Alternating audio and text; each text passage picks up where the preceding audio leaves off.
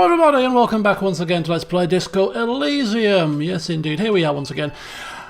Starting in a slightly different place to where we ended the last session, and that is the familiar place of the Whirling in Rags, because there's a couple of things that I just want to check before we head to the south of the city. First of all, we want to tell Gart about the curse situation. Could it be real? We're going to try and convince him it is, because we want to see him squirm. Can I help you?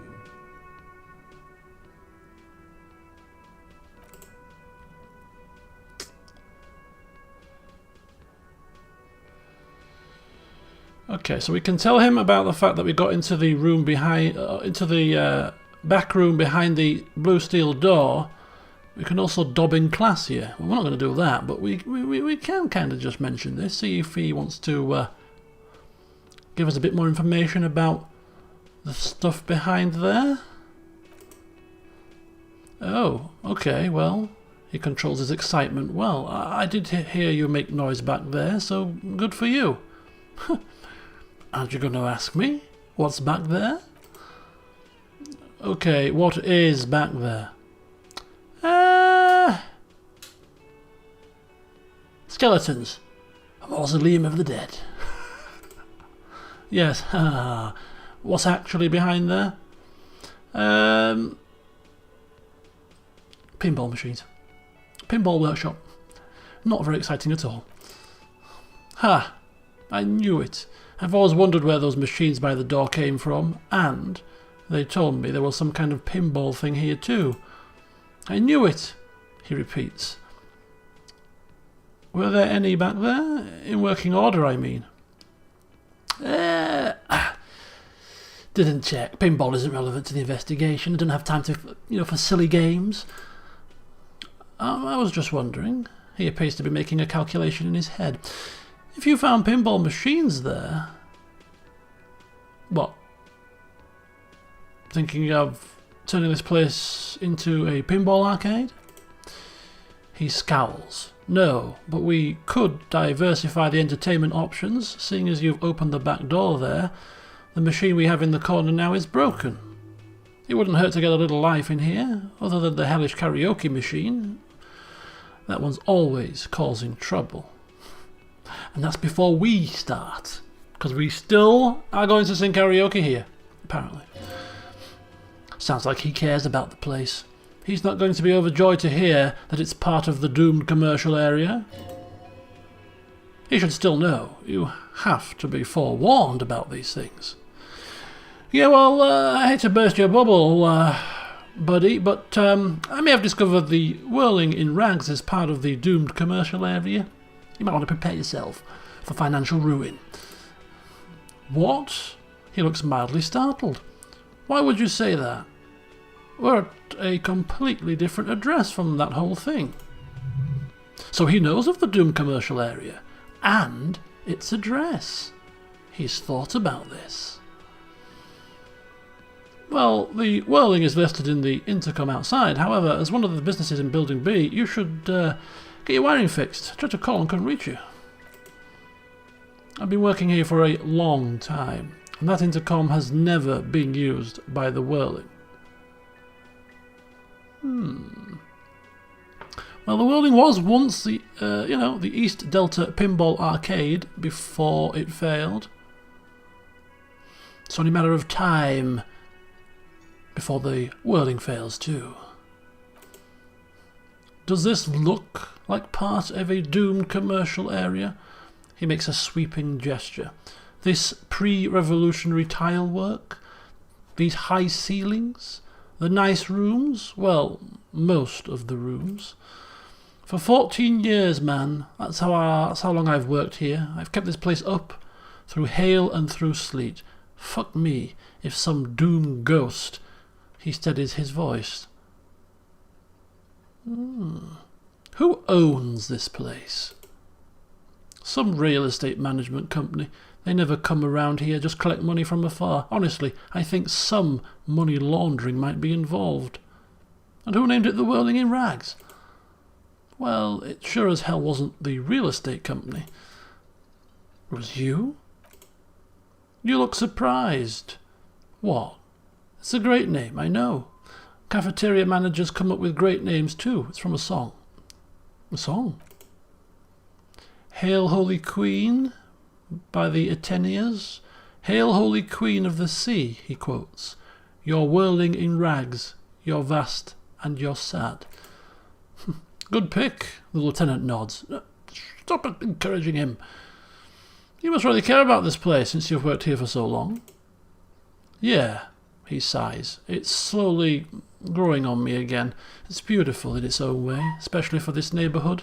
I've been trying to keep it that way, even if it is part of the damn doomed commercial area. Ah, so you finally admit it? Yes, your police skills have delivered. I'm sure you'll get a commendation, maybe even a promotion. Well, too bad it's all doomed then.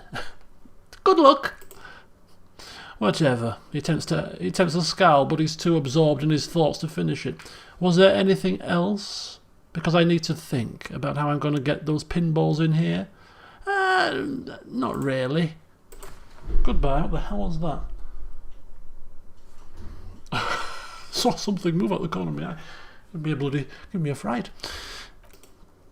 Right, I'm just going to check upstairs. If we still have access to our room, we have that tape that we got from Mr. Hardy.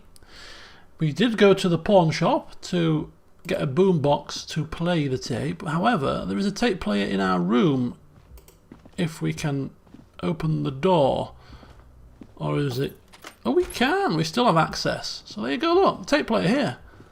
Who needs to spend 8 real in the pawn shop when you can listen here for free?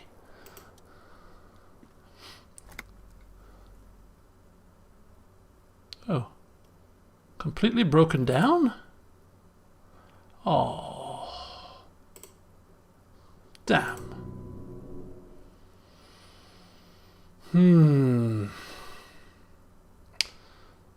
Okay, so asking Kim if he's got any ideas. I mean, the pawn shop is our only lead, but maybe old know-it-all Kim might have an alternative solution? Fuck off, Kim.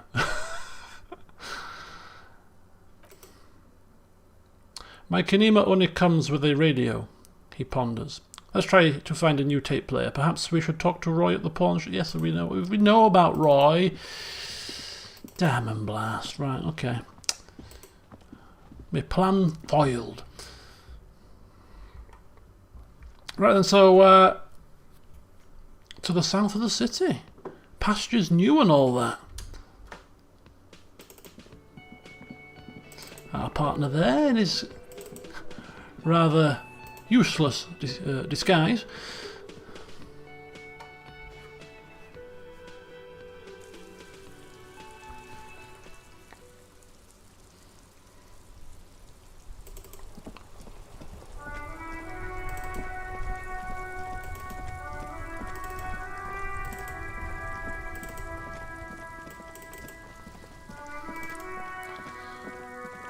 Right, okay, so I don't know how exactly we're going to get... oh, I think we maybe get across this walkway here. Can't talk to any of these fellas. There you go. Look at that. How very convenient. Morning, office. It's a bit late now. I'm halfway across the damn lock.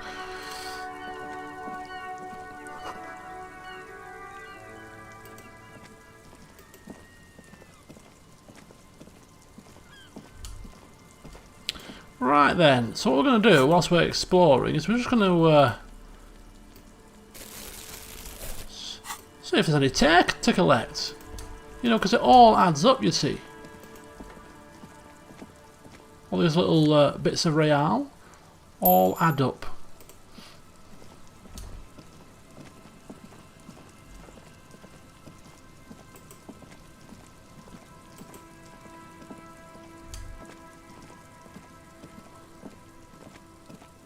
Look at that. What's this? Traffic beyond the gate. More abandoned motor lorries. Some magnesium. No entry. Do you mean no entry? I'm the damn police. I'll enter where I want. Right, anyway. Oh, we're getting new music. I think it's new music anyway.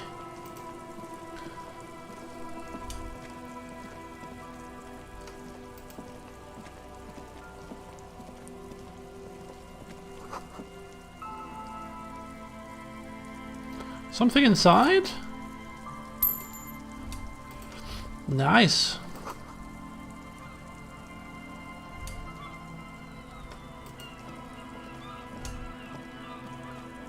Wow, look at that. More real coins scattered. We've got some bottles there. This place looks like a dump. Says the man that looks like a hobo carrying a carrier bag full of rubbish.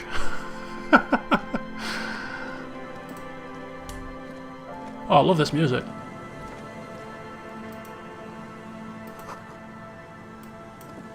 Someone's broken down the fence and the barbed wire. Right, do we go down? Do we go this way or do we go up towards the beach?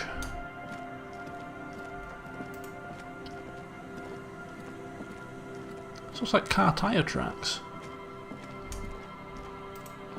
So keeping our eye out for Morel. A creaking ahead, a broken axle grinding. Whoa, crashed car. What's this? Banged up fuel canister.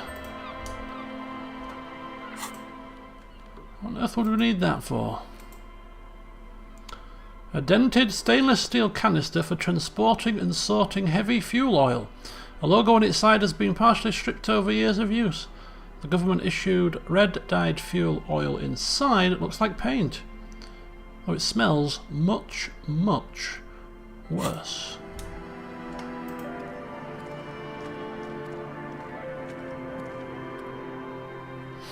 Sunken motor carriage. It's probably seen better days. A banged up motor carriage lies half submerged in the icy water, slowly sinking into the insular Indian Ocean. Only the cabin top, rear wheels and the engine remain visible. It must be cold and lonely down there in the icy water. Where did this come from? My guess is it started its journey from the plaza, where it backed through the fence. Yeah, let's take a look, Kim, shall we? Find the traffic hooligan. I agree, the lieutenant replies, a curious look in his eyes. We should definitely investigate. Not being sarcastic, are you?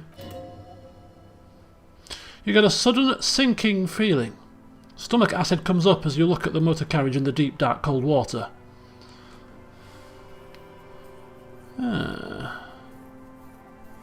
your hand over the cold metal. It's properly stuck in the ice, is this thing? Getting it out would require a team of specialists, or perhaps just one man with guns of steel. Rust, moss, and sea life have already claimed it for themselves and initiated a slow decomposition process. What is the make of this? Can I see a logo? The logo is too deep in the murky water. You can't make it out, but you do see a monkfish float by. Oh. How long has it been here? The ice hasn't closed around the vehicle yet. He leans forward to peek inside the cold water. My guess is it's been here since last Saturday or Sunday. Oh well, looks like Jacob Ear's journey came to an abrupt end here. Who? Your mocking tone finds no response but the motion of the waves.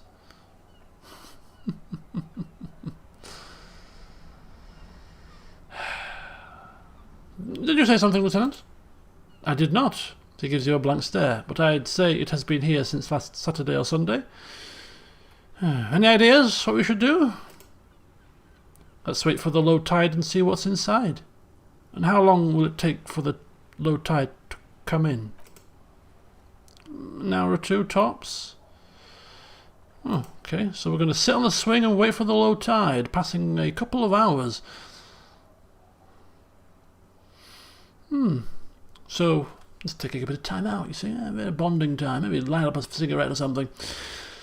As you sit down in the old rusty playground, the world around you becomes very silent.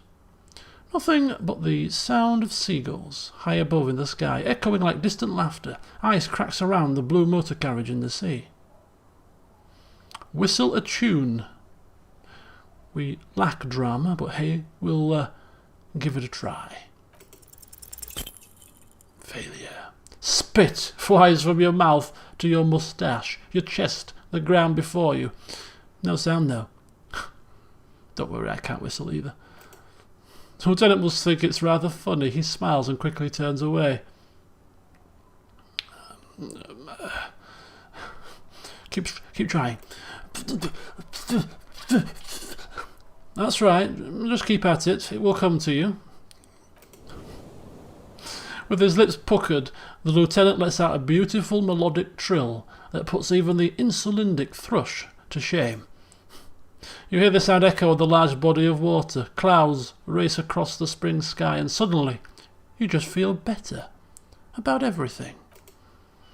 The clouds pass in the sky, and the shadow of the swing moves like the hour hand on a timepiece.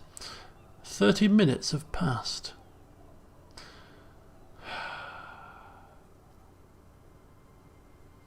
Would you rather sit on an anthill for an hour or stand in a river of leeches?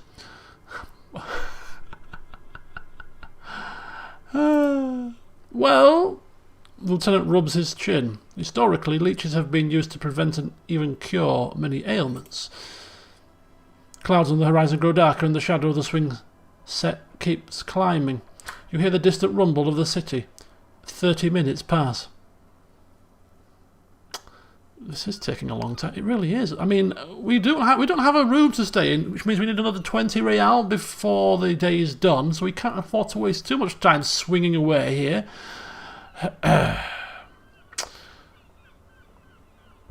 If you decide with either the strikers or the shipping company, who would you choose? Come on. Let's forget this whole neutral stance. If you had to. Life or death situation. Luckily, I am already a member of an independent organisation and therefore do not have to choose between a rock and a hard place. Come on, but if someone puts a gun to your head... Your voice echoes on the water, strange and out of place in the environment. 30 more minutes pass. Oh! Is that a number on the side? Yes, 41. What do you think it stands for?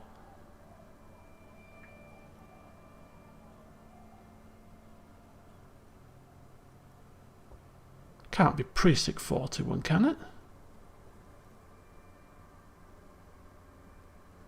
Oh, hell no. This isn't my vehicle, is it? Oh, yeah. Oh, God, no. Realisation setting in.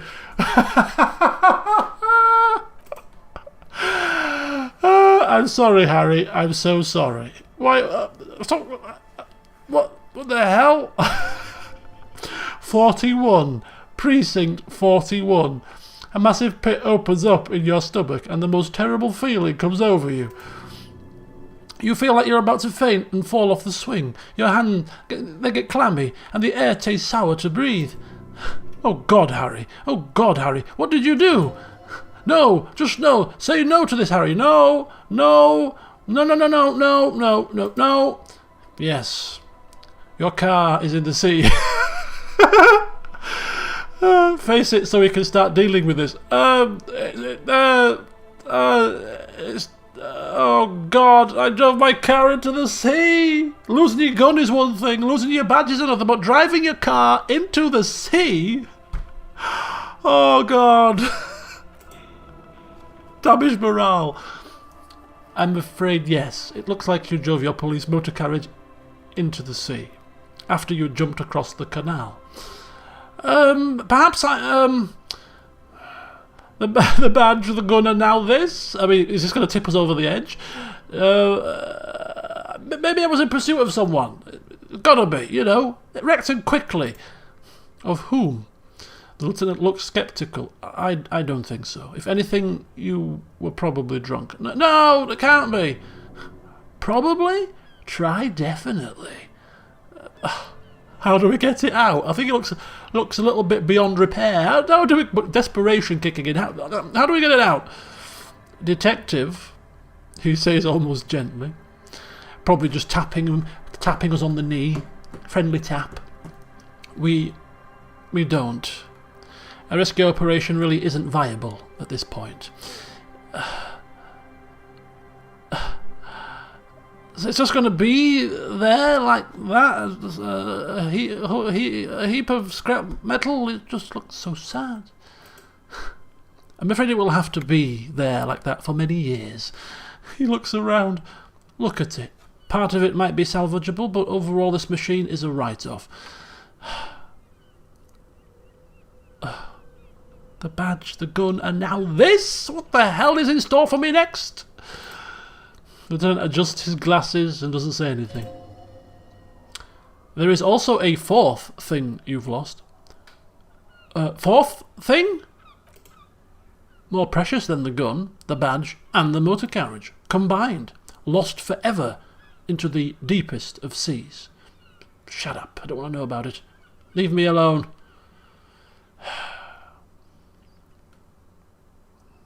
Well, at least I can say... at least we can see what's inside now.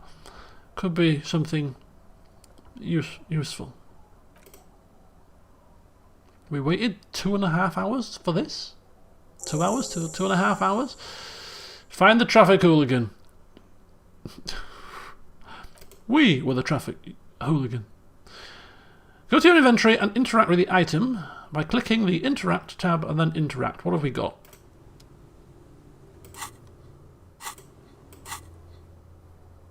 What on earth have we done?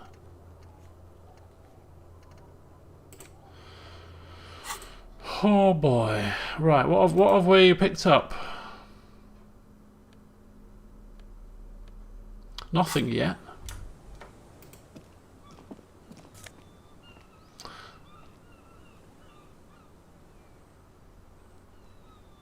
Hang on just a second. Hang on. Hang on. First of all, Commander's jacket. RCM Commander. Exceptional quality jacket. Oh, we like that. We like that very much indeed. It makes us look... oh.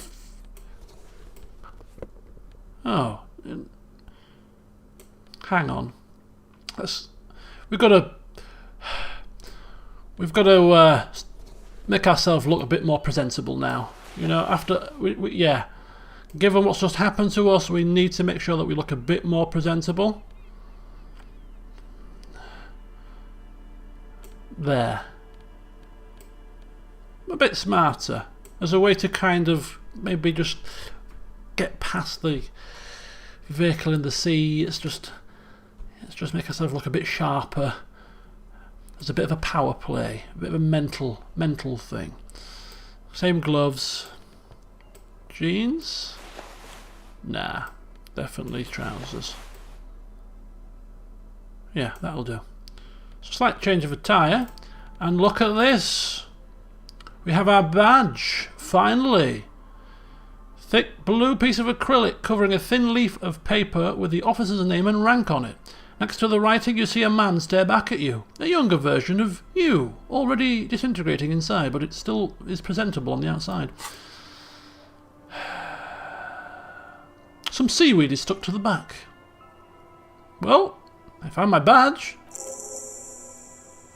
At least something good came out of all of this. The lieutenant glances at the badge in your hands. Let's have a look at it.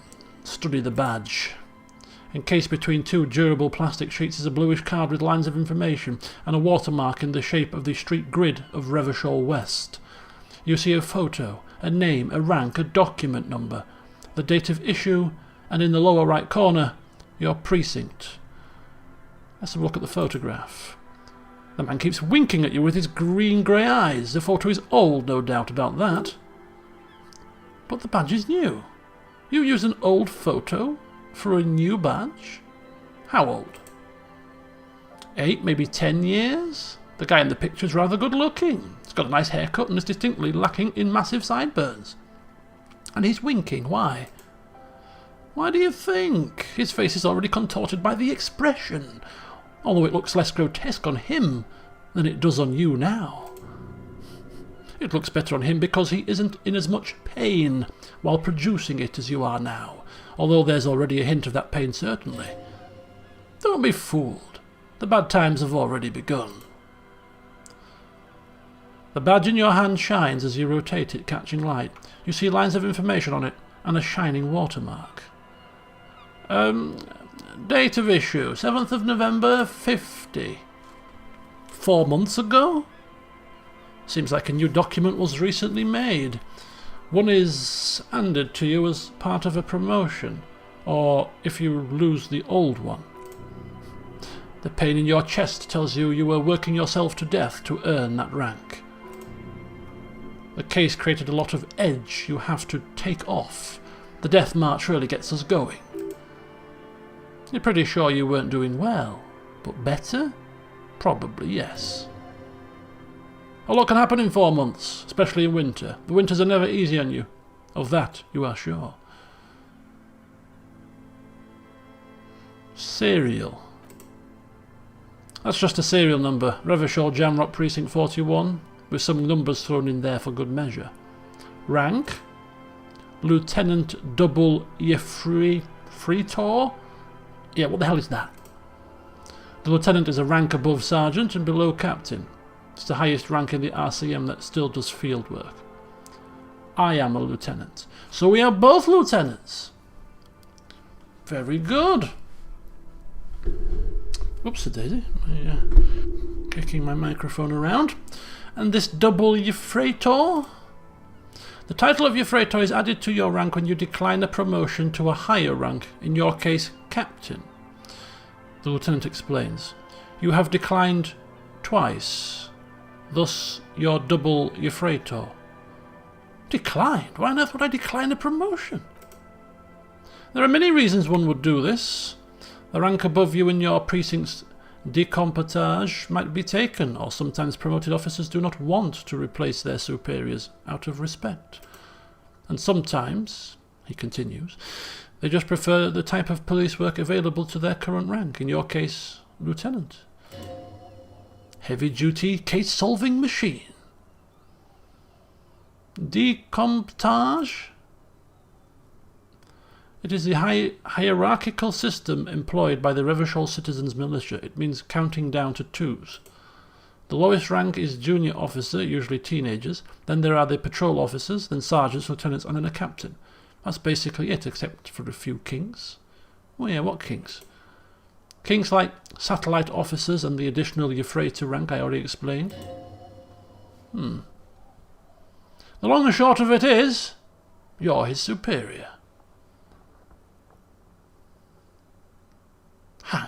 No. No.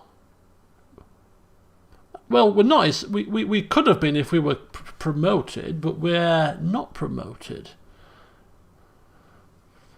Yeah, but just satellite officers? You are given the title of satellite officer if your partner is quickly promoted through the ranks and you rise with him. You don't seem to be a satellite. Ah, of course I'm not. Of course I'm not. So we are the same rank, right? Is that why you've been putting up with me? No, I've been putting up with you because despite an unconventional approach, you're doing good police work. It matters more than driving your motor carriage into the sea. He smiles encouragingly. And now we've even found your badge. He trusts you. For now. Try not to spoil it. Okay, fine. Precinct 41. Yes, it is the designation of your precinct. 41, like mine, says 57. The 57th is mostly industrial harbour. A lot of asphalt. The 41st is... He stops. What? It's a tough station to work in. You have all of Jamrock to cover. That district should have 3 precincts, but money is what it is. It's no wonder you are like you are, he thinks. But then again, a faint smile, it's a legendary district, and a hell of a station too. It must be an honour and a curse to work with people like Price, McCoy, Berdyaev. And you. It is an honour to work with you. Don't ask him, ask yourself. And finally, Harrier Dubois. Harrier. That's long for Harry, so you are Harry, he thinks. Everett was half right. Probably not a lot of people know your full name. Whoever told him you're Harry Dubois didn't. Strange, it doesn't say Raphael Ambrosius Costeau. Not strange at all. Your name is Harrier Dubois, like it says on your police badge. But what kind of a name is Harrier? It's a wartime name. Revolutionary. The kind mothers give their sons having during troubled times. Like Undying or Boxer or Ironhide. Ironhide? It's meant to keep you safe. From bullets, hunger, shrapnel, kidnapping and worse. So we can accept our name, Harry Dubois, or we can continue to deny it. I think we should continue to deny it. We don't like it. We like Costeau. I don't want to be Harry Dubois. Why? It's a cool name. I like it. Yes, you're not the picture of cool, Kitsuragi. No offence. Besides, you're Harry anyway. No one's ever called Harrier. He's not going to call you Harrier. He'll keep calling you Officer when he's angry with you, and Detective when he's not. Put the badge away. Fine. Fine. Harrier Dubois, what kind of nonsense. So we found our badge. We still haven't found our gun though. But quite the revelation, eh? A bottle of drained of booze. This is it. The scene of the party. The fire pit, cigarettes and empty bottles all evidence it. You don't mean the scene of the crime, do you? Not as such. I'm talking about what came after. The party scene. Yeah, it does look like a lot of folks partied here. Looks like they were here a while, judging from all the bottles. The sunken motor carriage provided them a focal point, like a goose ice sculpture or a chocolate fountain. Yeah, look, Kim, a couple of partygoers here. Looks like it.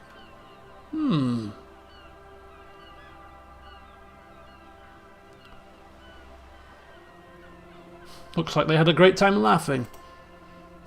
Lieutenant adjusts his glasses and nods. Hey, let's just keep moving, Detective. Indeed.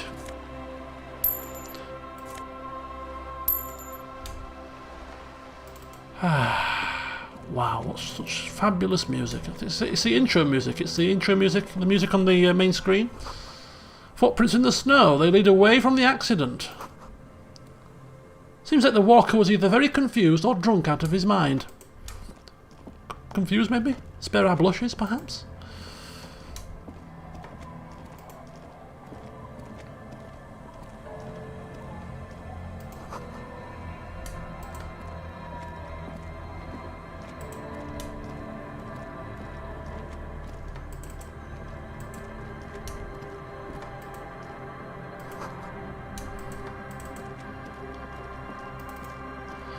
Right then, so let's just have a quick gander. There was a fence here with a hole in it, right? So we'll have a quick look through here, see what we can find.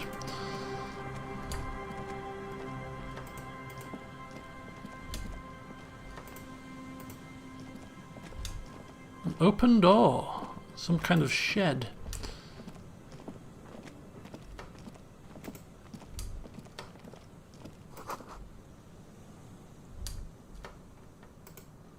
Lots of money lying around. Glory, says the graffito, to the ghosts of us.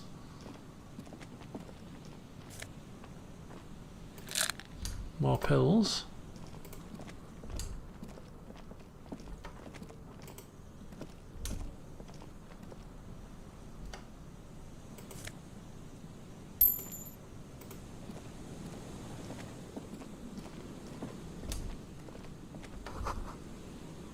The swing is missing. No one's been here for a long time. Rust peels off the bent iron posts of the swing. The wind whistles through the skeleton of the small house behind you. There's desolation everywhere. What happened here? In this yard? The lieutenant looks at the small building. A flock of grey swallows takes off in the distance. He's assessing the situation. How long ago was it abandoned? Someone thought they could have a summer house in a bloc obscure for cheap. It didn't work out. They've abandoned it about a decade ago. A bloc obscure? A black block, a part of the city left unrenovated after the war, or one that has fallen to gang violence or has become inhospitable in some other way. So this part of the coast is a bloc obscure. Practically. It's not an official term in any way, but he spreads his arms. Look around. No sewage, broken power lines, crime, drunks. Life is tough in the blocks. It's no place to build a summer house. Maybe they left something useful behind. Yes, for you to scavenge like a post-apocalyptic scavenger who collects trash and errant magnesium blisters. He gives you a wary smile. It's not meant as nagging, just an observation. We should move. I don't think we will solve the murder with forays into urban hinterland, at least in this phase of the investigation.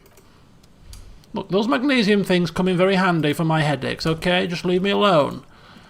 And as regard the trash, look, I need to fund my room, alright? Someone's left their music collection beneath the tarpaulin. The smallest church in Saint-Seine! We have it! Karaoke, here we come! All we need now is 8 real for that boombox, and we are rocking and rolling, my friends. Oh hell, here it is. Oh, oh, oh, oh. Look at that. Even just holding the tape makes you feel a little sad. A pawn shop would have a tape player. I know about the pawn shop, man. Let me get to it. I've got enough to purchase it, but I can't spend this until I've secured lodgings.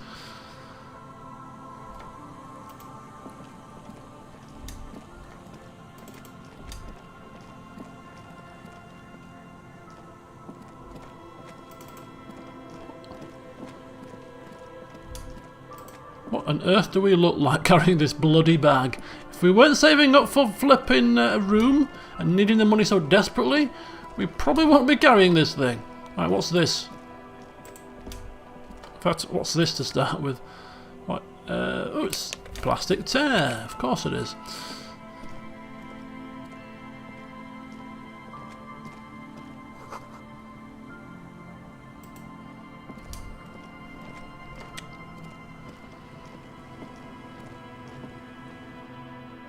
Ooh.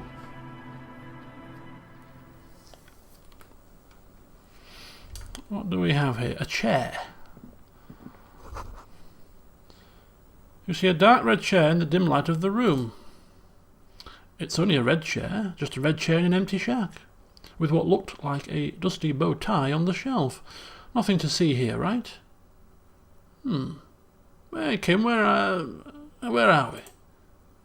In someone's abandoned shack on the coast in Martinaise. In Raphael? What's with the chair? Nothing, it's just a piece of furniture. He looks at the chair gathering dust. Red paint is peeling off it. Looks like blood, no?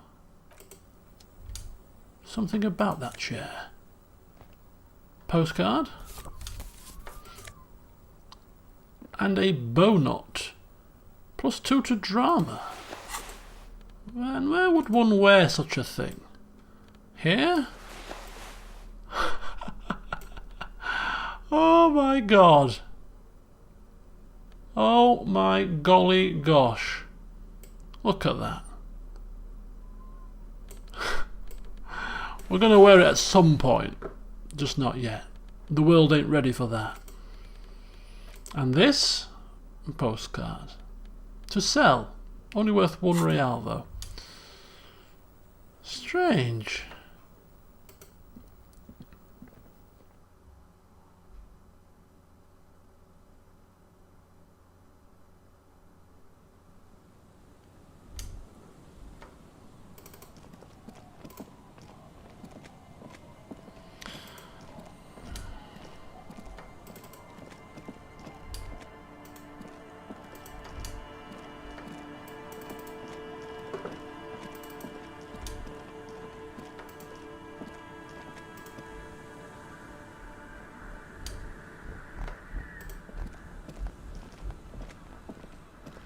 Oh, look at that, we've got people here.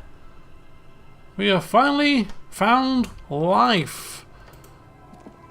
Bloody hell. Thick bushes, cinder blocks and a bench to sit down on. And it appears that we might have found ourselves a little village.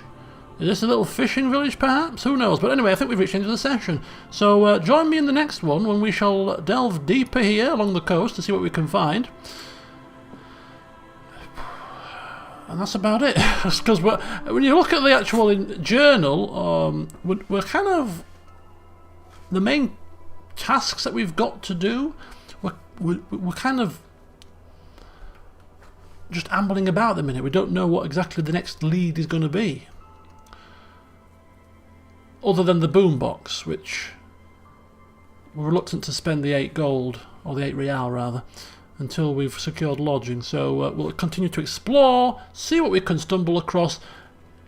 It's got to be something useful, isn't it? Already things have started to meld together. Badge, name, destroyed patrol car. Yeah, it's all coming back slowly but surely. And of course, the most important thing of all, we've got to find Mirel, the cryptozoologist, so we can talk about the Coldamar Mardaka. So until then, see you soon.